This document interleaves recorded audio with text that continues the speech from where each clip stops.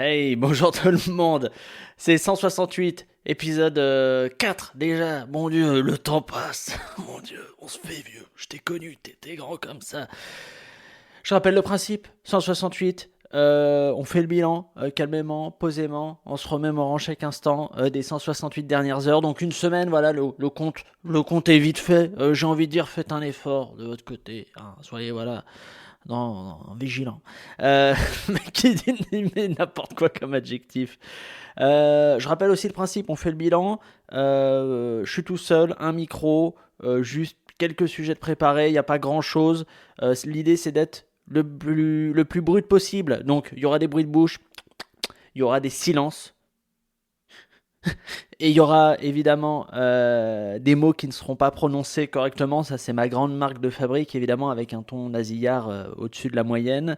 Et l'idée c'est pas forcément d'être le plus drôle possible, c'est juste de dire ce qu'on a, ce qu'on ressent vraiment quoi, à l'intérieur, de s'ouvrir quoi, et de parler de la petite enfance quoi, quand mon père me montrait sa tub. Et non, non, voilà, tout de suite, on part tout de suite dans la scrotomophilie.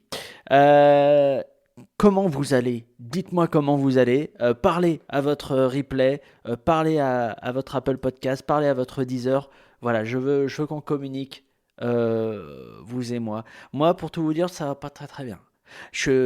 Voilà, je dois vous avouer quelque chose, j'ai frôlé la mort. Et par frôler la mort, je veux dire, j'en suis passé quand même assez loin. Malaise vagal hier, footing, premier footing depuis 1987. Je me suis dit, Pablo, tu vas te remettre en forme, tu vas essayer d'éliminer tous ces Ferrero Rocher.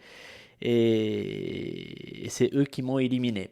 Ouais, je crois qu'ils m'ont pris et ils m'ont tordu. J'ai fait un petit malaise. J'ai fait un petit malaise. Alors la question c'est, est-ce que c'est un malaise vagal? Est-ce que c'est le Covid? Est-ce que c'est Ebola? Est-ce que c'est le sida, tout simplement?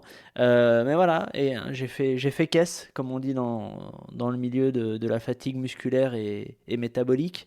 Euh, 35 ans, ouais, imaginez 35 ans. Depuis une semaine et demie, j'ai des lunettes parce que j'y vois plus rien. Là, je cours 40 minutes à 2 km/h, je fais un malaise vagal. C'est le début de la fin. Alors vous allez me dire, oui, Pablo, 35 ans, t'es encore au top. Hein, au top. Non, clairement pas au top. Euh, non, non, non, on est vraiment sur de l'effondrement psychologique et physique. Mais bon, écoutez, c'est pas grave. J'ai pas eu peur, hein, c'est marrant parce que j'ai pas eu peur pendant le malaise vagal. Je me disais, Pablo, tu vas pas mourir parce que tu mourras pas avant tes 38 ans, hein, voilà, parce que c'est une vieille chamane qui me l'avait dit une fois à la foire du trône, avant que je lui achète des pommes d'amour. Non, mais franchement, je sais pas pourquoi, j'ai pas eu peur. Globalement, je suis un peu un espèce de. J'ai l'impression d'être mentalement, psychologiquement, vis-à-vis de la maladie, hein, ou des problèmes de santé, d'être un vieux paysan des années 30. En mode, mais non, ça va aller. Et je dis rien pendant 10 ans, je vais consulter personne pendant 10 ans. Et après, il y a juste la moitié de mon corps qui est rongé par la pourriture. Parce que je suis pas allé consulter alors qu'on aurait pu éviter ça au bout d'une semaine. Donc j'ai un peu cette mentalité-là. Ce qui fait que je me soigne. Bah voilà, j'ai mis par exemple genre 15 ans pour même plus 20 ans pour me faire soigner les yeux. Alors qu'en fait, je voyais mal depuis, je crois, très longtemps. Bon bah voilà, hein, écoutez, on est sur une appréhension de la santé à l'ancienne, hein, école spartiate. Léonida, producteur de chocolat spartiate. Que vous dire d'autre? Non, écoutez, franchement, après Mamour, elle était inquiète, hein. Mamour, bon, après, ça fait toujours plaisir, hein, d'avoir une femme qui s'inquiète excessivement pour vous, alors que vous êtes juste très moyennement malade. Mais elle était là, elle est présente. Elle m'a dit surélève tes pieds, voilà, mets une petite serviette humide autour de la nuque, voilà, mange des Kinder Bueno, ce genre de choses. Et elle a été adorable. Elle a été adorable. Et c'est là que je me suis rendu compte qu'elle était quand même un peu plus, et par un peu plus, je veux dire au moins 3 fois plus bienveillante que moi, parce que bon, ça lui est déjà arrivé d'avoir des problèmes de santé, et j'étais là, j'ai répondu présent, hein, voilà, j'avais libéré du temps, de l'énergie, je m'étais occupé d'elle, mais la qualité de ses soins était quand même bien, bien supérieure. C'est-à-dire que si on devait comparer ça en termes de centre hospitalier, Elle, c'est l'hôpital américain de Neuilly en termes de prise de soins, prise en soins. Moi, c'est un vieux CHU à Roubaix qui est sur le point d'être détruit à l'explosif. C'est-à-dire que les deux proposent une prestation de service autour de la santé, mais c'est pas du tout la même gamme. On n'est pas du tout sur le même. Voilà. Il y a du haut de gamme, et moi je suis le Lidl de la bienveillance. Ça veut pas dire qu'il y en a pas. Ça veut dire qu'il y en a, mais qu'elle peut être dangereuse pour la santé. En tout cas, voilà, tout ça pour vous dire un énième signe d'effondrement, hein, de naufrage. La vieillesse, c'est un naufrage. En tout cas, je sais pas si c'est un naufrage, mais en tout cas, pour moi, en ce moment, le fait de vieillir, c'est un écartèlement. J'ai vu passer un commentaire, un gars qui disait j'ai 35 ans aujourd'hui, ce qui est donc mon âge. Je suis à équidistance en termes d'âge des gens de 20 ans que de ceux de 50 ans. Et j'ai l'impression que d'avoir 35 ans, c'est vraiment, vraiment, vraiment l'âge bâtard où tu sais pas où te poser. Tu t'es pas officiellement dans les vieux, t'es pas officiellement dans les jeunes, t'es genre vraiment écartelé entre deux générations. Alors j'essaye de suivre, hein. Il y a des trucs dans la génération plus jeune dans les références culturelles, dans le langage, dans les trucs comme ça que j'essaye de suivre. Et il y a des choses qui sont chouettes, qui sont genre navrantes et à chier, mais il y a des choses très chouettes. Et pareil chez les vieux, il y a des trucs chez les vieux, tu as envie de leur dire lâchez prise, non, faut mourir maintenant, hein. Allez, voilà, on va y aller, monsieur. Et en même temps, il y a des trucs mortels dont ils sont les garants, nos anciens. Et moi, j'ai vraiment l'impression d'être écartelé dans tout ça et de pas avoir de communauté. Parce que autant, voilà, la communauté de la jeunesse, il y a une petite soudure. La communauté de la vieillesse, il y a une petite soudure. Nous, les adultes comme ça, les adultes moyens, quoi, bah. On fait pas des clubs, on n'a pas d'assos, on n'a pas de réseau spécifiquement pour nous. On est perdu comme ça, on est éclaté dans l'univers, on est là, on consomme, on a un boulot, on fait ouais, laissez-nous tranquille, on bosse, on consomme, on regarde des vidéos, on regarde Netflix, pendant que les autres ils sont en train, voilà, soit d'essayer de prendre le pouvoir, soit d'essayer de pas le lâcher. Et c'est ça qui est génial, voilà, super, oui. Je vous avais dit que ce format, c'était un format brut. Il n'y a pas de coupe, hein. Il n'y a pas de montage. Pour info, je ne coupe pas, sauf à peu près une dizaine de fois par épisode. non, non, je coupe quasiment pas, sauf une fois où je bug. Si je bug vraiment une fois, oui, là, je peux dire, oula, ça devient vraiment genre juste inaudible, ou alors t'as mal articulé, oui, là, ça vaut le coup de refaire une petite prise. Mais normalement, il n'y a pas de coupe. C'est vraiment ce que j'ai voulu, hein. J'ai voulu faire ça en opposition avec tout ce que je faisais d'habitude, que je peux aimer, hein. Même les en 2-2, qui sont très travaillés, très coupés, très montés. On garde à chaque fois que la meilleure prise. C'est assez bien écrit, je crois. En jeu, je m'améliore petit à petit. Mais c'est l'inverse. J'avais envie de vous dire ce que j'ai sur le cœur, quoi. Et ce que j'ai sur le cœur, c'est quoi, à part du diabète? Euh, À part de la graisse qui enrobe mon cœur depuis bientôt l'âge de 13 ans. Non, puisqu'on parle de diabète, je voulais vous parler d'une personne. Alors, à la base, je voulais vous parler d'un documentaire. Le documentaire, il s'appelle Killing is Easy, ça veut dire tuer est facile. Euh, c'est un documentaire sur Patrice O'Neill. Patrice O'Neill, c'est un très très très grand stand-upper américain, tendance Bill Burr, Dave Chappelle, euh, Louis C.K., qui je pourrais vous citer, un peu Ricky Gervais aussi, qui est mort justement du diabète en 2011, fin 2011 si je dis pas de bêtises. Et donc il y a eu un documentaire qui a été fait sur lui, produit par All Things Comedy, qui est la boîte de Bill Burr, qui était un de ses amis. Là on rentre dans la technique, hein, du stand-up américain. Ah voilà, vous savez tout, hein, on parle industrie. Euh, Non, et donc ça revient un peu sur son trajet, sur sa philosophie de vie, sa philosophie d'humour. Et c'est vachement intéressant parce que c'était un humoriste qui était genre excessivement drôle, mais il était tellement drôle. Et il y a son spectacle qui est sur YouTube qui s'appelle Elephant in the Room, et qui est excessivement drôle. C'est le seul spectacle d'une heure qui a été capté de lui. Après, il y a un autre truc d'une demi-heure, je crois, c'est son HBO special. Je suis bilingue, ouais. Ouais, j'ai étudié le dialecte de Meghan et Harry. Et donc le documentaire est assez intéressant, puisqu'on découvre des choses bon, que je connaissais déjà, parce que je m'intéresse au bonhomme, mais des choses sur Patrice O'Neill qui sont chouettes sur son rapport à l'humour.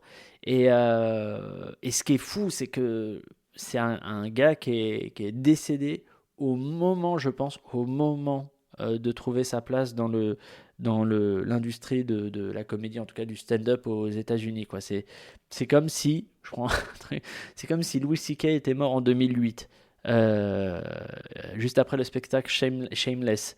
Euh, on voit un artiste qui devient genre vraiment un maître dans sa discipline et qui n'a pas le temps de savourer, on va dire, les dix années généralement que t'offre de plaisir, de prospérité, de profit, d'argent, de quicheta, comme on dit chez nous, que t'offre le fait d'avoir trouvé un style et un public et tout ça. Mais ce que j'ai aimé ce que j'aimais beaucoup chez Patrice O'Neill, c'était, bon, déjà, il a une façon c'est même pas d'écrire, parce que c'est très oral, il a jamais apparemment écrit une seule ligne, il prenait des notes de thèmes sur lesquels il allait parler, monologuer, soliloquer.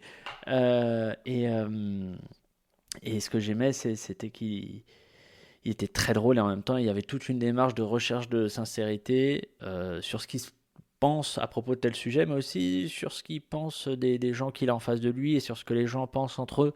Et il y avait un vrai, il y avait un vrai côté accoucheur de vérité. Et en France, on n'a pas grand monde comme ça en vrai. La seule qui est un peu sur ce créneau-là, c'est Blanche Gardin, parce que voilà, elle est un peu dans une tradition à la Louis C.K.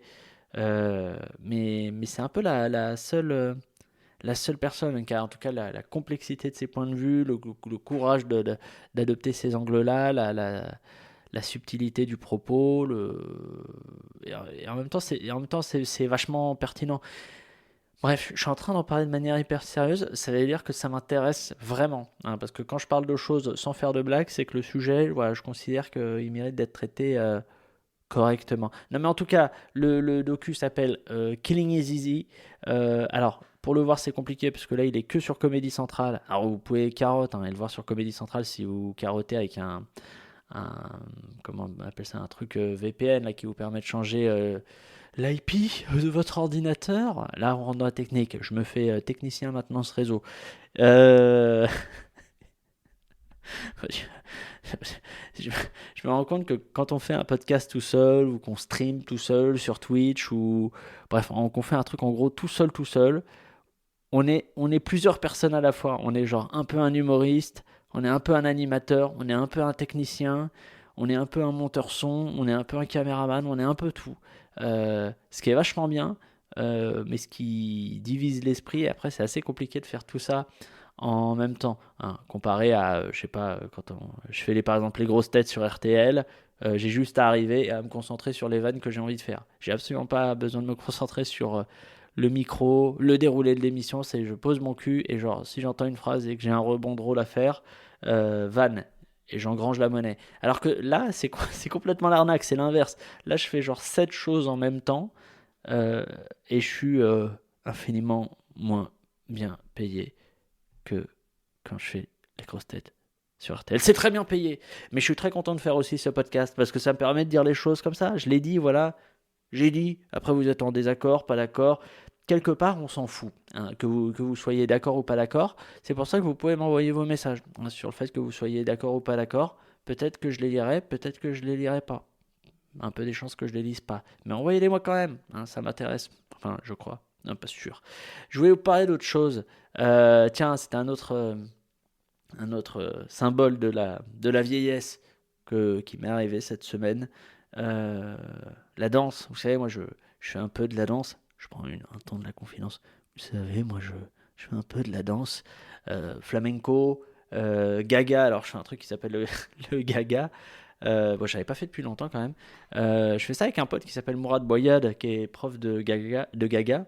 Et c'est un peu une discipline, on va dire, un dérivé de la danse contemporaine, qui est pas du tout chorégraphiée, qui apprend à, à sentir le corps, à le délier, à explorer des choses et tout ça. Très chouette. Pour ça, pour s'approprier son corps. Ouais. Et non, et après j'ai fait du flamenco, ça ressemble plus à un truc un peu classique. Et là je fais du tango avec Mamour. Sauf que là, je me rends compte qu'il faudrait que j'arrête, au fait. J'aime beaucoup le tango, mais je me rends compte que la quantité de travail que ça demande pour progresser, et c'est pas que le tango, c'est vraiment genre la danse, la quantité de travail que demande la danse pour avancer un petit peu, c'est genre quand même hallucinant. Mais en fait, je pense que c'est pour tous les arts, la peinture, l'humour, la pistache, sanglier. Non, mais c'est vrai, c'est vrai, c'est vrai. Et là, je sens que je peux pas donner plus que ça à cette danse, ce qui fait que je vais stagner au fait. Et je sais pas si j'ai envie de stagner dans une discipline. C'est que c'est hyper dur quand même d'attaquer un cours, une séance, un bal de tango, et de se dire, ouais, aujourd'hui je vais être moyen, et ce qu'il y a de bien, c'est qu'à la fin de la séance, je serai encore moyen. C'est psychologiquement dur hein, quand même de se dire ça. Donc je pense qu'il faudrait arrêter. Je pense qu'en vrai, il faudrait qu'on se permette max une discipline artistique, sportive par personne pour avoir suffisamment le temps de progresser. Il faudrait interdire socialement le fait de pouvoir faire et de la poterie et de la kizomba. On ne peut pas tout faire. Déjà que je pense, le fait d'avoir un boulot et de faire un autre truc à côté, ça fait le fait d'avoir un boulot fait que tu seras quoi qu'il arrive, genre au mieux moyen plus dans cette discipline. Donc si le but c'est pas de faire 14 000 choses. Mais surtout, pour la danse, je sens qu'il y a des choses qui percutent moins. C'est officiellement mon corps, ça y est, je le maîtrise moins. À un moment, je dis au genou, pars par là, le genou est déjà à porte-maillot. Il ne suit plus, la direction, le corps ne suit plus. Je vais finir en chaise roulante, hein, c'est mon petit côté Stephen Hawking. Hein. Bon, après, voilà, j'aurais pas eu sa carrière scientifique. En maths, j'ai eu 2 sur 20 au bac.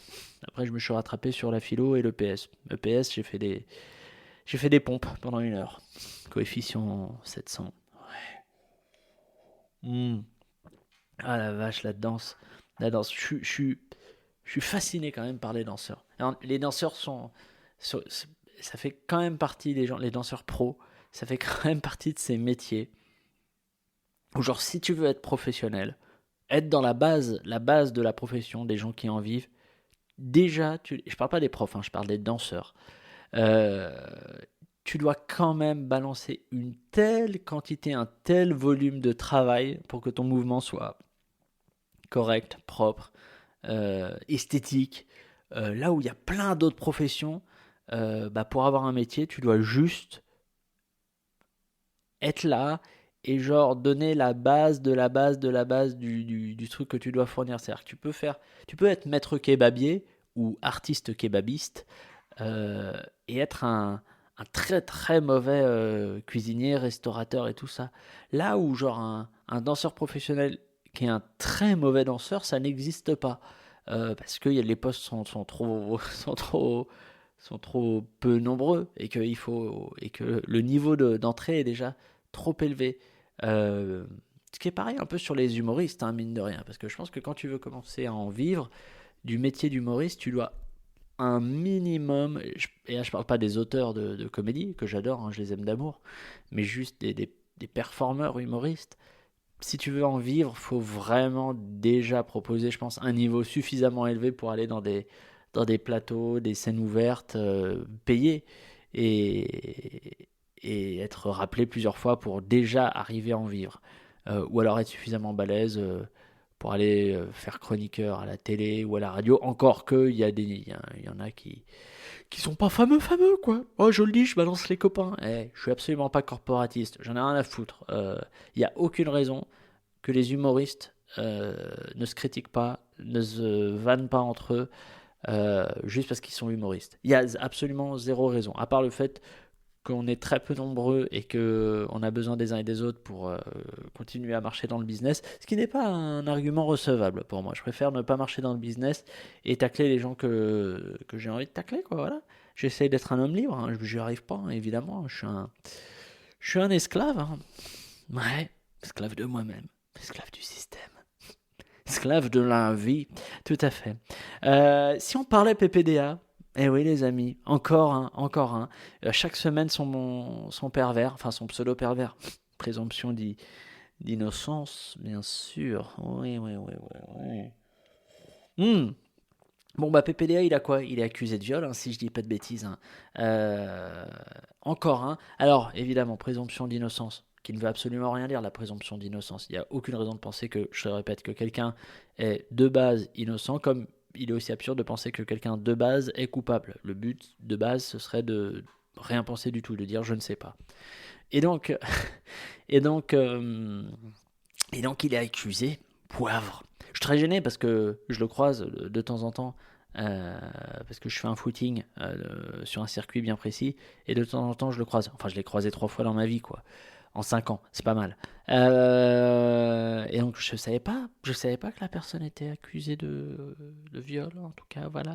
Non, mais moi je me posais la question. Donc chaque semaine, on en a un. La semaine prochaine, qui se serasse.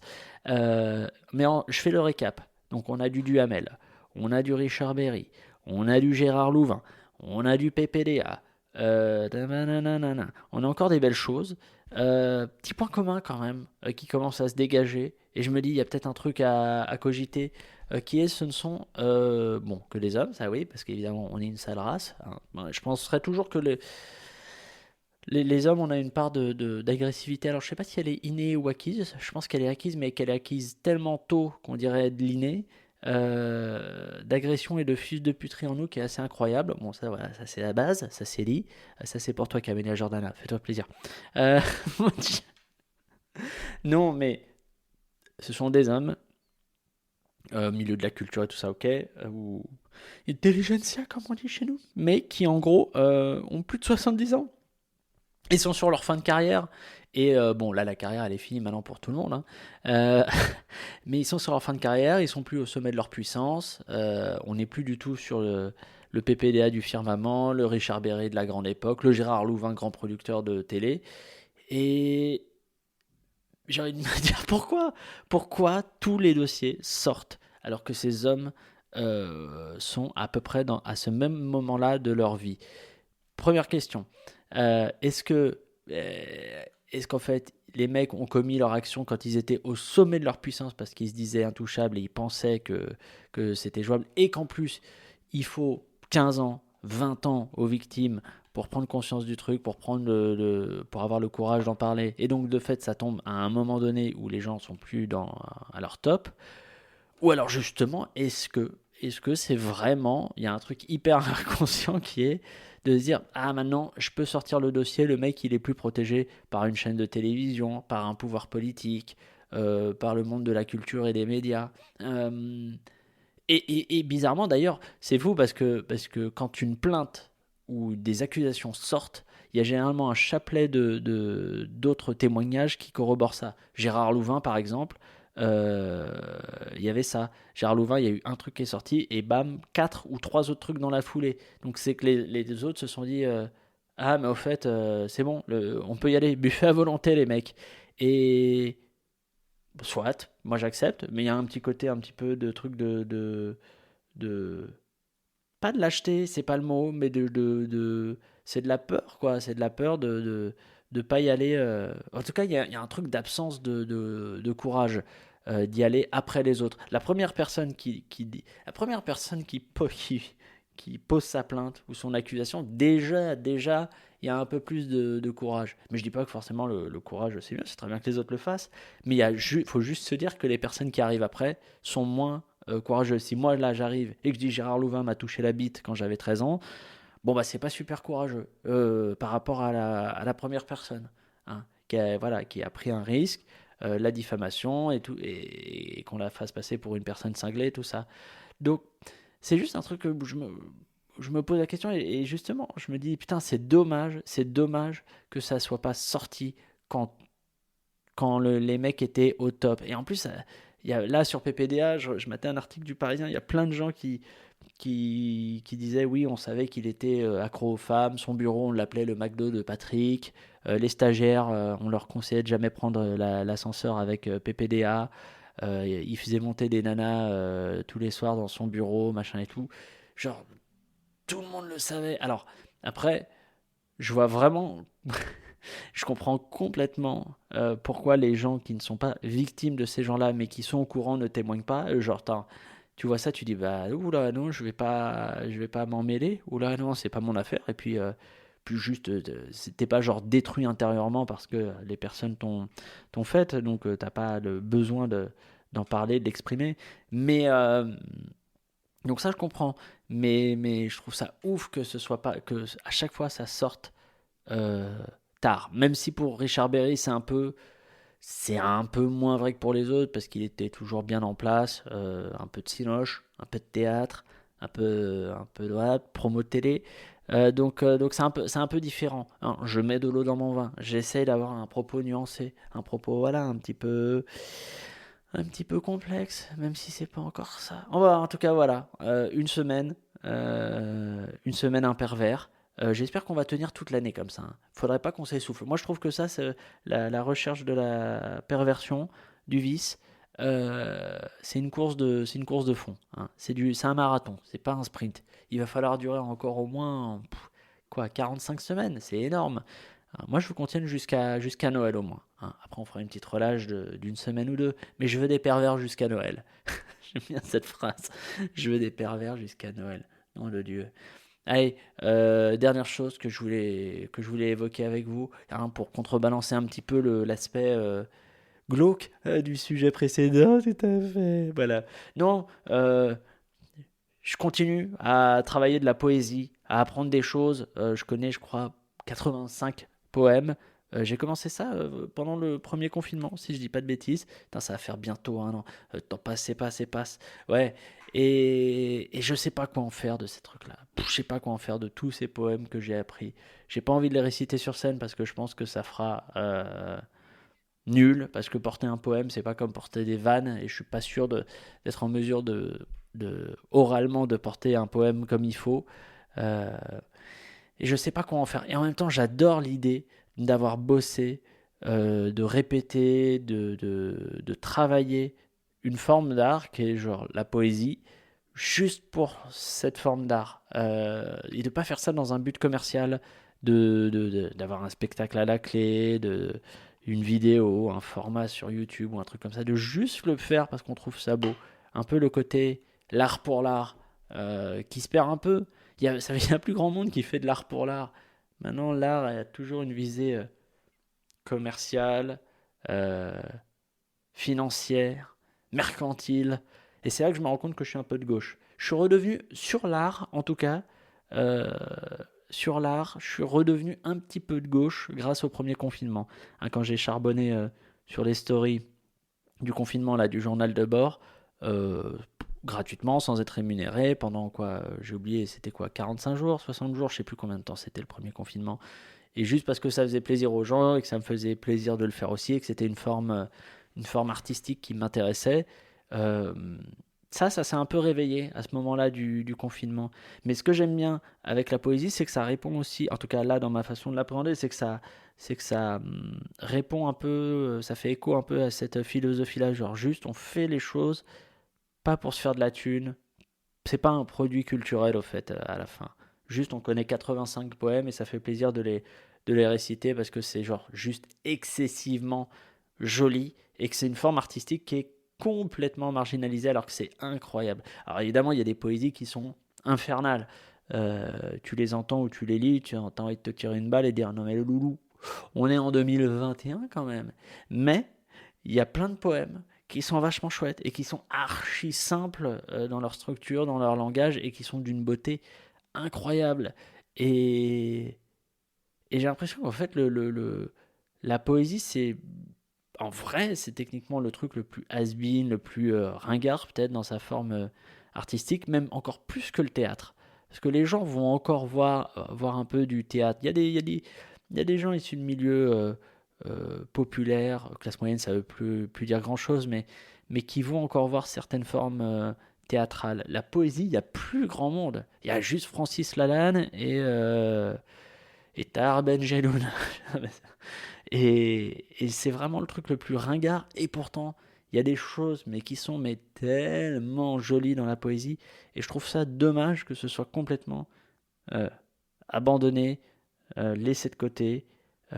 Et en même temps, ouais, vas-y, on a que ce qu'on mérite, c'est sans doute parce qu'il y a des mecs qui l'ont pas défendu, et en écriture, et en jeu, ou alors quand ils l'ont défendu, ils l'ont très mal défendu. Euh, Il y a une raison forcément pour que la poésie soit si marginalisée, si marginale que ça. Même si que je reviens sur le fait que dans la poésie, quand tu regardes chez Éluard ou même chez Pessoa ou des trucs comme ça, il y a des trucs tellement simples. Genre, c'est pas compliqué à comprendre, c'est juste très joli.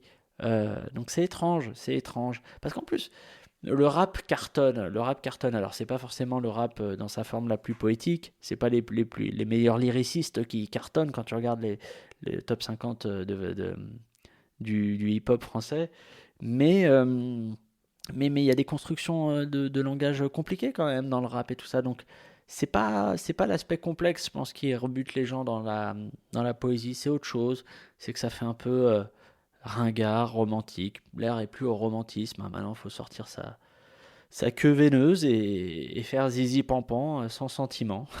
C'est horrible ce que je viens de dire. Non mais c'est vrai, Je- c'est vrai, mon Dieu. L'air est au gonzo. Mon Dieu, c'est fini, il n'y a plus de place pour ça. Allez, voilà. Est-ce qu'on terminerait pas sur cette note optimiste, comme chaque semaine, pour se dire au revoir? Allez, tiens, je vous donne un petit poème de Guillaume Apollinaire, on sait jamais, que j'adore. C'est le dernier, je crois, de ma liste de 85 poèmes quand même. Et je me bats, je vais arriver à 100. Ça dit euh, J'ai cueilli ce brin de bruyère, l'automne est morte, souviens-t'en. Nous ne nous verrons plus sur terre, odeur du temps, brin de bruyère. Et souviens-toi que je t'attends. Ouais, c'est chouette quand même, c'est hyper simple quand même. Et c'est vachement beau. Ah la vache, j'aurais voulu l'écrire ça. Et non, à la place, j'ai juste fait une punchline sur Muriel Boll. Bon, allez, c'est pas grave. Allez, chacun son style, chacun son truc. Allez, je vous fais des bisous. Portez-vous bien, on se voit la semaine prochaine. Je suis Charlie, terrasse, tout ça. Allez, bisous, bisous, à la semaine prochaine.